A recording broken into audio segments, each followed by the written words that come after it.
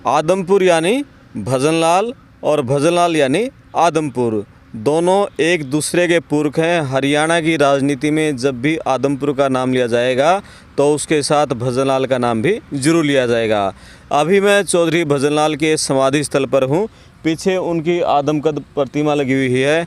आदमपुर उपचुनाव का सियासी संग्राम शुरू हो चुका है, तो अगली 3 नवंबर जब मतदान होगा तब तक हम आदमपुर का पूरा हाल चाल आपको बताएंगे। और चौधरी भजनलाल के परिवार ने जितने भी चुनाव और उपचुनाव यहाँ से लड़े हैं उन सब की अलग अलग वीडियो, हर चुनाव का डिटेल में विस्तार से हम आपको बताएंगे। आज मेरे साथ हैं चौधरी भजनलाल के करीबी रहे जयवीर सिंह गिल जी। शुरुआत हम करेंगे चौधरी भजनलाल की पूरी जो जीवन गाथा है, पूरा उनका राजनीतिक जीवन है, उनसे। उनका जन्म कब कहाँ हुआ और पूरा राजनीतिक शुरुआत कहाँ से हुई, कब कब कितने कितने चुनाव लड़े, उसके बारे में विस्तार से बात करेंगे। आप वीडियो को शेयर करें, चैनल को सब्सक्राइब करें। मैं आपका दोस्त करमपाल। अब बात करते हैं। जयवीर जी नमस्कार। नमस्कार जी, नमस्कार जी। सबसे पहले तो भजनलाल जी का जन्म, उनकी जीवन यात्रा बताइए एक बार।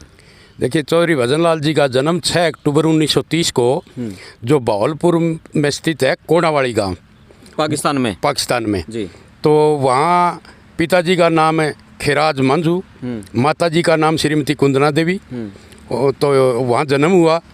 और उसके बाद में आप ये मानिए कि श्रीमती जसमा देवी जी उनकी धर्मपत्नी, और उनकी एक पुत्री है श्रीमती रोशनी देवी।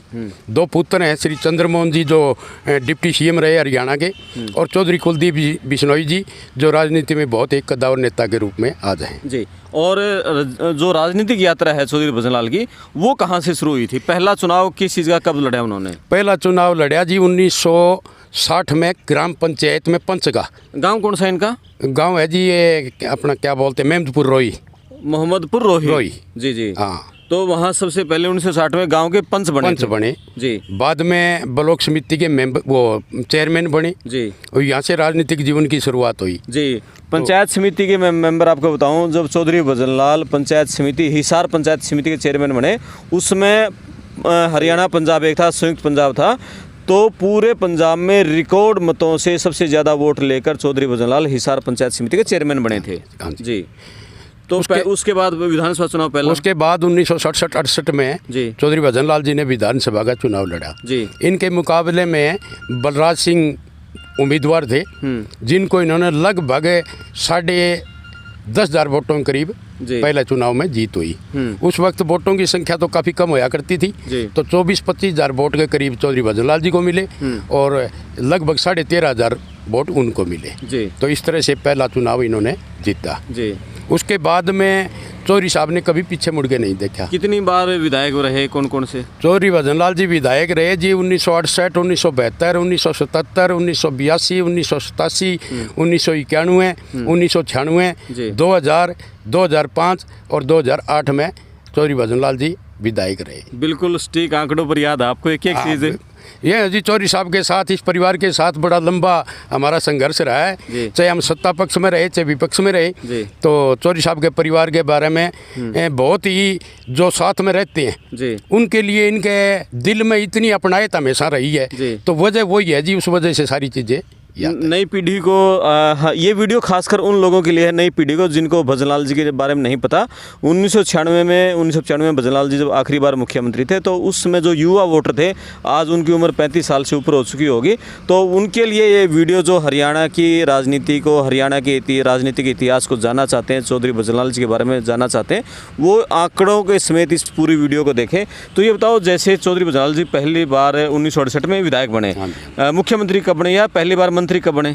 मुख्यमंत्री तो बने जी 1979 में जाके। अच्छा। हाँ। और उससे पहले मंत्री बने? उससे पहले 70 से 75 तक कृषि मंत्री रहे जी चौधरी भजनलाल जी, हरियाणा में जी। उसके बाद सहकारिता मंत्री बने जी। और बाद में मुख्यमंत्री बने जी। तो जब मंत्री बने, जब पहली बार मंत्री बने, तब मुख्यमंत्री कौन थे?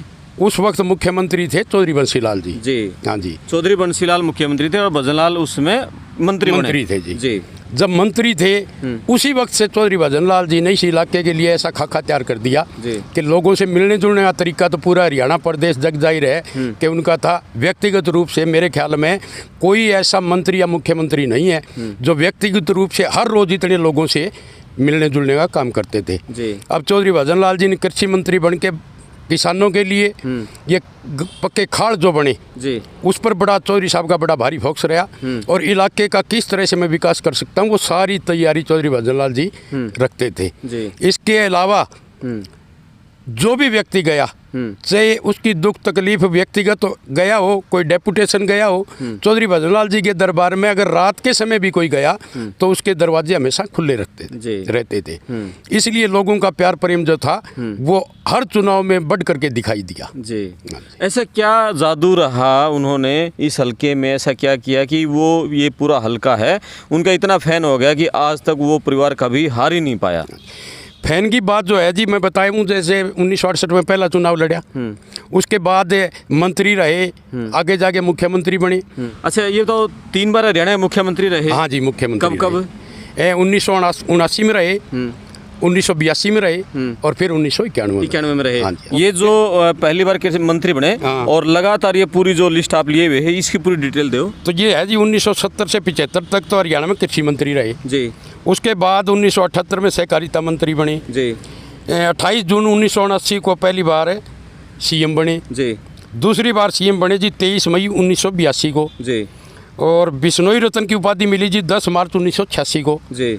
इसके बाद है जी राज्यसभा सदस्य बने 2 अगस्त 1986 को जी। इसके बाद आगे का सफ़र रहा जी, केंद्र में वन एवं पर्यावरण मंत्री बने 21 अक्टूबर 1986 को जी। इसके बाद में जी केंद्र में कृषि मंत्री बनी 14 फरवरी 1988 को जी। इसके बाद में फरीदाबाद से सांसद बने नवंबर 1989 में जी। इसके बाद आप लगाइए तीसरी बार सीएम बने 23 जून 1991 को जी। इसके बाद है जी करनाल से सांसद बने 2 मार्च 1998 को जी। आगे नेता प्रतिपक्ष रहे ये 10 मार्च 2000 को नेता प्रतिपक्ष बने जी। जो आगे चल के इन्हीं के नेतृत्व में 2005 में जो सरकार बनी थी पूर्ण बहुमत से जी। और कांग्रेस का प्रदेश अध्यक्ष 1 अगस्त 2002 को जी। आज का बीएल की स्थापना की जी 2 दिसंबर 2007 को जी। और हिसार से फिर सांसद बने मई 2009 में जी।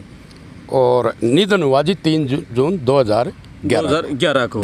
ये पूरा इनका राजनीतिक सफर रहा कि भी कोई आदमी किसी भी वक्त किसी किस्म की कोई समस्या आ गई उसके मन में ये था कि चौधरी साहब हमारे सामने बैठे हैं। नौकरियां बहुत दी उन्होंने, नौकरियां रोजगार का तो दरबार लगा दिया जी पूरा। अच्छा। बहुत रोजगार गांव में इतने रोजगार दिए जिसकी आज भी अगर मैं कहूँ तो हर गाँव में सरकार की तरफ से उसे उनकी सैलरी के माध्यम से इतना पैसा आता है कि गांव का, और जहाँ पैसा आएगा तो संभव सी बात है जी उसका रहन सहन उसका और सब कुछ उसका सुधार होगा। तो चौधरी भजनलाल जी की देन थी कि बहुत बढ़िया तरीके से मेल जोड़ बना के जी।